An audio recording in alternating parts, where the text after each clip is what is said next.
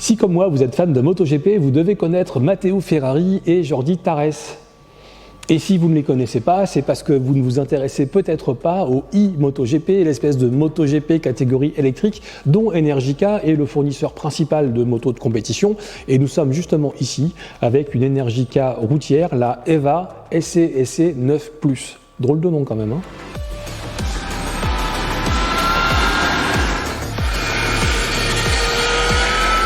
Alors acheter une moto électrique, c'est pas bien compliqué, hein. C'est un peu comme acheter un nouvel aspirateur, on regarde les caractéristiques techniques, c'est quoi la puissance, c'est quoi les batteries, on fait une règle de 3, où est-ce que ça peut aller, combien ça coûte, et puis on regarde ce qui vous correspond. Cette machine, en fait, elle veut faire plus que les concurrentes, je dirais qu'elle a un peu le syndrome Tesla, c'est-à-dire qu'en fait, elle a réussi à caser plus de batteries que les autres. En effet, là où Zero propose 14,4 kWh de batterie, là où Harley-Davidson en offre 15,5, avec cette Energica, on est carrément à 21,5 kWh de batterie.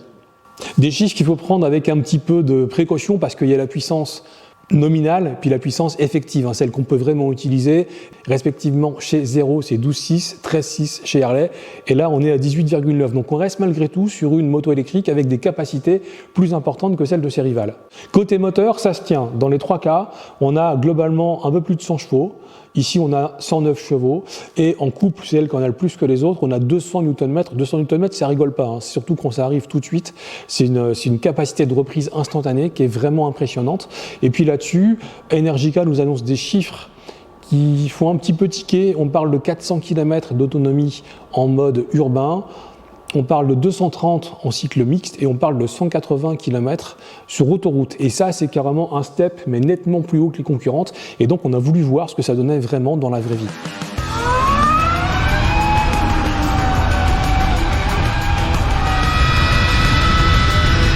Avant d'aller plus loin, comment elle roule cette machine? En fait, vous la voyez comme ça, il y a un petit peu un corollaire à la quantité de batterie, c'est qu'elle est excessivement lourde. Elle fait 270 kg, plus le poids est assez haut perché. C'est donc une machine qui est un peu compliquée à manœuvrer, qui n'a pas un excellent rayon de braquage, donc c'est pas une citadine, il ne faut pas croire ça, même si évidemment elle se laisse emmener grâce au moteur électrique de manière assez facile.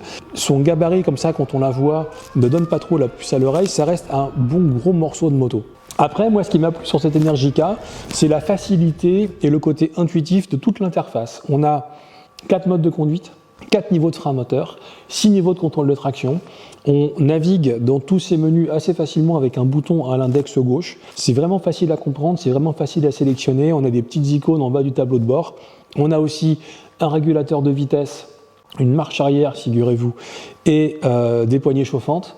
C'est vraiment simple à prendre en main et même si le poids et le gabarit de la moto est un peu intimidant, une fois qu'on veut rouler, ça se manie de manière très facile. Et surtout, il y a des différences, mais qui sont gigantesques entre les performances délivrées en mode éco, urban, rain ou en mode sport. Même chose pour le frein moteur, on a 4 niveaux de frein moteur et la différence est vraiment très marquée entre la régénération maximale et le frein moteur, je dirais le plus inexistant possible. Ça a deux impacts, le premier c'est qu'on peut recharger la moto sur des itinéraires particuliers comme en descente ou en ville ou sur le périphérique ou autre. La deuxième c'est que sur la route, on a vraiment des niveaux de frein moteur qui sont très différents, c'est à bien sélectionner avant de décider sur quelle route on va et à quel rythme on veut la prendre, parce qu'en termes d'entrée en virage, je dirais d'inertie ou d'agilité en entrée de course, ça change complètement le comportement de la moto. Et ça, c'est quelque chose que je n'avais pas ressenti de manière aussi marquée sur une Livewire ou sur une Zero, par exemple. La particularité de toutes les motos électriques, c'est que ce sont toutes des dragsters. Celle-ci, elle est un peu différente, c'est un super dragster. Imaginons, vous avez réussi dans la vie, vous avez des voisins, il y en a un qui a une Lamborghini Aventador SVJ, l'autre a une Pagani, le troisième, allez, il vient de s'acheter une McLaren Senna, vous pouvez les traiter de petits. Par contre, si une Bugatti Chiron, faites un peu gaffe parce qu'une Chiron, c'est le 0 à 100 en 2 secondes 4, alors que ça, tel qu'elle est là, c'est 2 secondes 8 de 0 à 100 et c'est une accélération, mais qui est d'une brutalité qui est difficile à soutenir.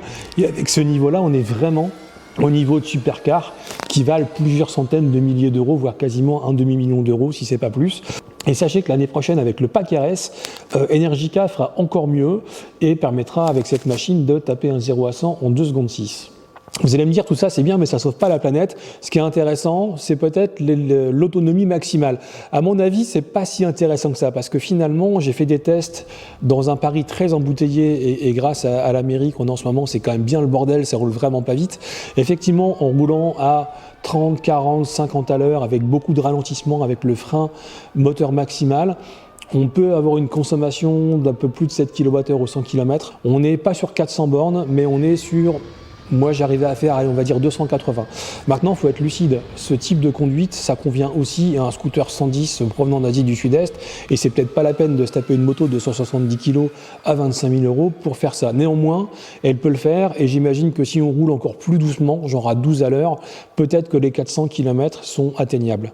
De mon point de vue, et le vrai problème en fait de toutes les motos électriques, c'est l'autonomie en conditions réelles. Typiquement, que j'aille au boulot tous les jours, on sait qu'elle peut le faire. Comme c'est une moto, comme les autres, que je puisse aller le week-end me faire une petite bourre avec les copains, oui, elle peut le faire parce que les accélérations sont stratosphériques. Le châssis est pas mal, même si avec le poids qui est quand même très élevé, on a des mouvements de suspension, il y a quand même une inertie d'ensemble. Et sincèrement, respect aux pilotes de e-MotoGP parce que traîner un truc qui fait 260 kg sur circuit, je sais pas comment ils font pour réussir à rouler vite avec ça. Toujours est-il que c'est moins tranchant qu'une Livewire, c'est un peu moins confortable qu'une Zero, donc elle est un peu sur le mode grosse moto de brute, mais un peu moins raffinée que ses deux concurrentes dans un domaine ou dans l'autre. Côté perf, on l'a dit, ça tartine, il n'y a même pas à se poser de questions, c'est assez impressionnant. Par contre, en usage réel, on est parti sur le tournage de la vidéo, faire de la petite route, faire de l'accélération, faire du freinage, faire des reprises. Le problème, c'est que selon votre mode de conduite et selon les informations que moi j'en ai tirées, il n'y a pas une autonomie type que je peux vous annoncer parce que ça va vraiment dépendre de votre style de conduite, de votre itinéraire et de la façon de gérer la moto. En roulant assez cool, on va avoir du mal à faire entre plus de 160 et en roulant un peu vite, on va avoir du mal à dépasser les 120. Je sais, c'est très peu. Après, l'avantage de cette moto, c'est qu'elle a un système de recharge rapide qui est possible, sauf que contrairement à ses rivales, elle n'intègre pas les câbles de recharge dans sa plastique, donc il faut se les trimballer dans le sac à dos, ça aussi c'est un problème.